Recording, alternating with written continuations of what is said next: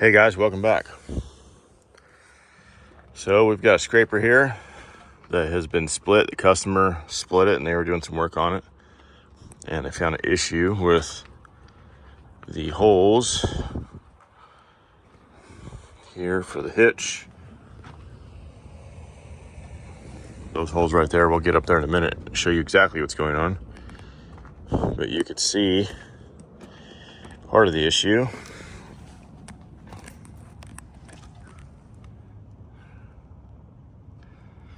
That hole is not round. And basically, the center of the bores is fine. It's just the face on this side. It's easier to explain when I get up there. So basically, we just have to do some facing. Set up the line boring, set up, and do some facing. So I'm gonna get a ladder, we'll get up there, show you what's going on. All right, first glance, if you look at this side, we can see the original mill marks. So we know that this face is good. However, this face is not good. And what's crazy is a washer actually fell in there and wore a big old groove in there. So that's what we gotta fix. Basically that section that I showed you down there, it drops inside that and it's gotta be kind of tight. Basically it has 3/1000 of an inch clearance to drop in there. And then it kind of compresses some brass bushings when it does that. So we're gonna have to get a couple hydraulic lines out of the way, and then I'll show you how we're gonna set this up.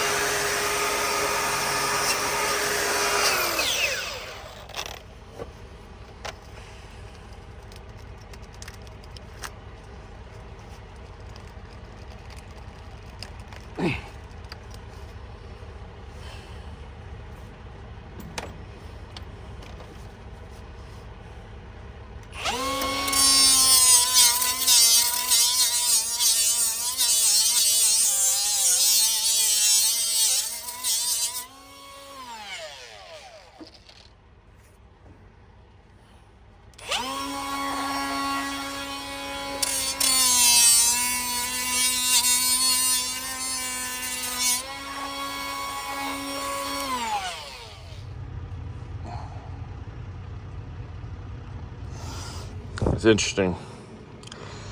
All right, so we have the specs on what it's supposed to be, and then we got some 12-inch calipers. We're going to measure this out and see how far out of spec it is, if it is top, bottom, side, even all the way around. We're gonna figure all that out. That way we know how much weld to put and where and all that.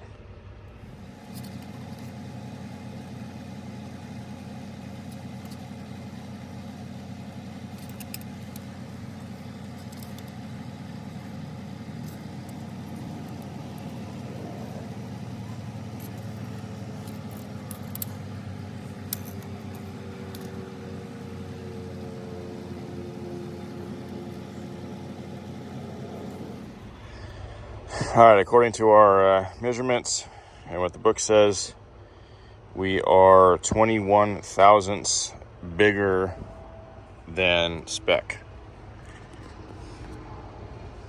So then after cleaning it, this face looks perfect. All of the load is this way anyways, because when they're hauling a load, a lot, not all of it, but a lot of the force is on this. And I actually did one where this whole ear broke off. Unfortunately, I didn't video that because that was a really, really interesting repair. But a lot of force is on this ear when they're driving, and you can see it's kind of a ring right there. Well, that lip, there's the bushing that sits in here, and it kind of basically wore into that. So that's what we got to smooth out. That's about the 21 thousandths. And I'll obviously take care of this, all this stuff here. So we're going to weld this first, and then we're gonna get the bar set up. I made some aluminum, I guess you can call them inserts or bungs, slide inside here tightly, and then the bar will slide inside of those tightly. So that way we keep our center of the holes, and then we can keep our 90 degrees to make sure all that is nice and straight, because we're not going to do the inside of this hole. So we're going to weld the face, and then we'll get the bar set up.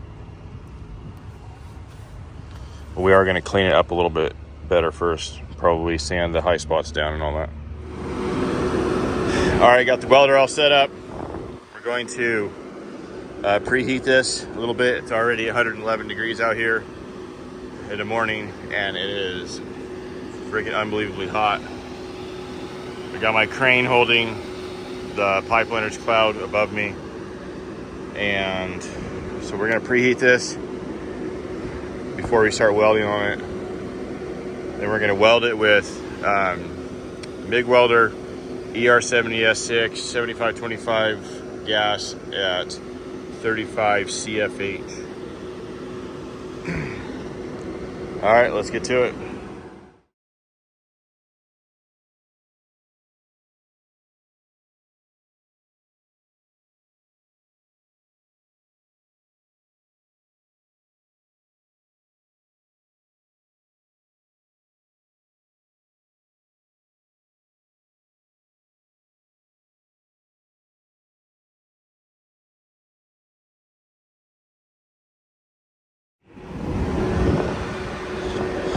All right, we got it all welded out. We're gonna let it cool off before we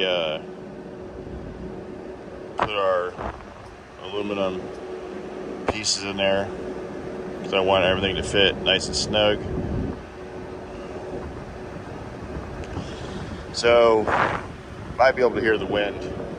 In that, everybody asks, how do I weld with the MIG welder in the wind? Well, a lot of it has to do with a Bernard gun. And I mean, that's pretty dirty, but I'm still getting good gas coverage at only 35 CFH. A lot of it has to do with the gun. And I mean, if you have a junky gun and you turn it up to even 50 CFH, may not work. I really feel like it's the Bernard that has a big effect on that. So we're gonna let this cool off, then we'll get the bar set. See our inserts we got here. Now slide the bar in there, and this should be very, very close to center. Realistically, we're not concerned about the bar being centered. We're concerned about the bar being perfectly 90 degrees to this face in relation to these existing bores, because we're not going to bore the inside of these. So that's the most critical thing that we're looking for here, is the 90 degrees. The bar could be over here, and you can still face that way. It doesn't matter. But 90 degrees, that's what we're looking for.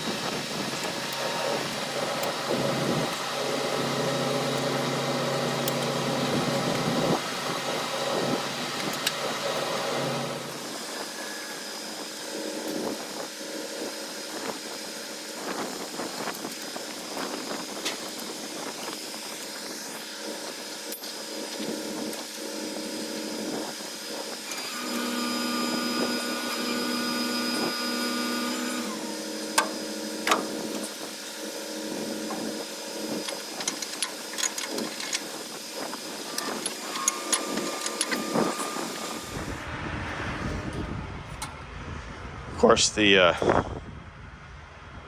bushing I made hits this arm, so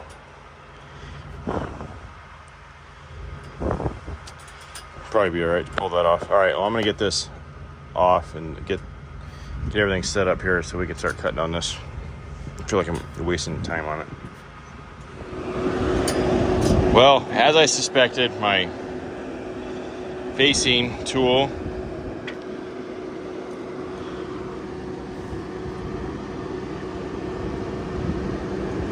it will hit right there.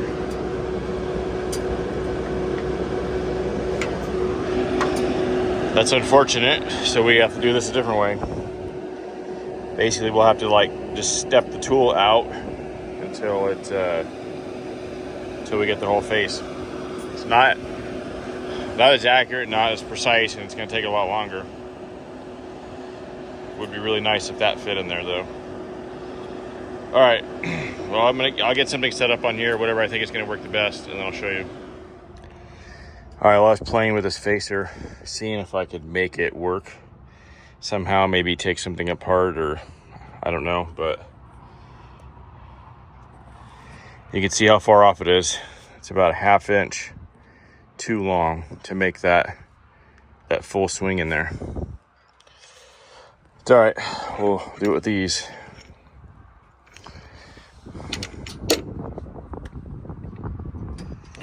Damn, oh well.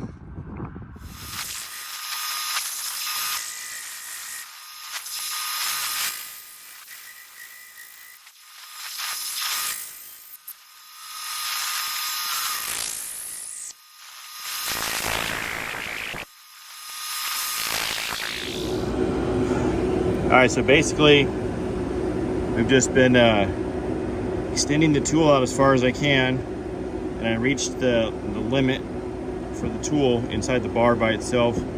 So I put this tool holder collar on here. It just barely fits inside that hole, and it will hold that tool out a little bit further, and it should help make it a little bit more stable. So we're gonna run this, see if we can get the rest of that.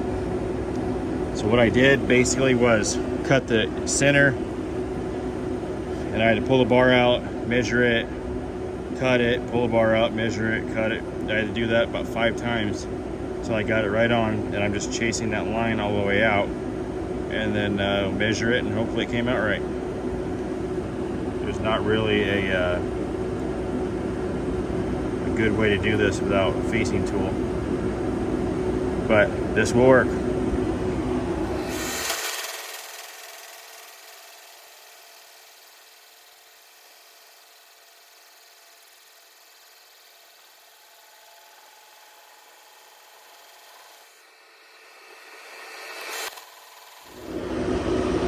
Okay, well, we are about 1/1000th away from our target measurement on the inside here, and I'm gonna call it on the using this, and then we're gonna buff that out with a, I don't have it up here, but we're gonna buff that out with like a Scotch-Brite pad, and then that'll give us our thousandths. Then there's a couple spots like right here and down there. I'm gonna use the grinder to hit those right there. So, all right, we're done with the line boring, I guess you could say. Now we'll clean it up with the grinder, knock all these off, and hope she slides right in. All right, got it cleaned up a little bit. We want 8.640. I have it set to that and locked.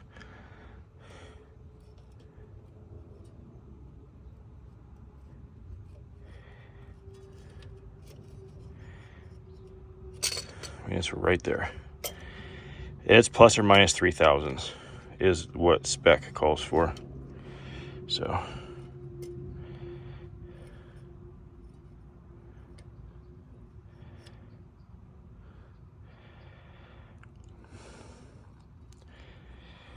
all right, here's a shot of the face, kind of polished out. These holes aren't threaded. There's thread marks in there from the bolts that grab the, I believe the bushing is threaded, or there's like a collar that sits right here. Sorry, it's like 115 degrees out here, and I'm gonna take a damn break right now. But the threads in there are from a bolt sitting in there, kind of pushing that. So these, there's no threaded holes or nothing like that. We'll hit it with the die grinder, just make sure a 3/4 inch bolt fits in there, and then we're gonna polish that out a little bit more, and then we will be done with this. All right. Well, forgot to do an ending in the field. I was so excited to get into the AC of my truck. Put everything away, sat in here, and just started driving. So that's it for this video. Thank you for watching. Stay tuned for the next one.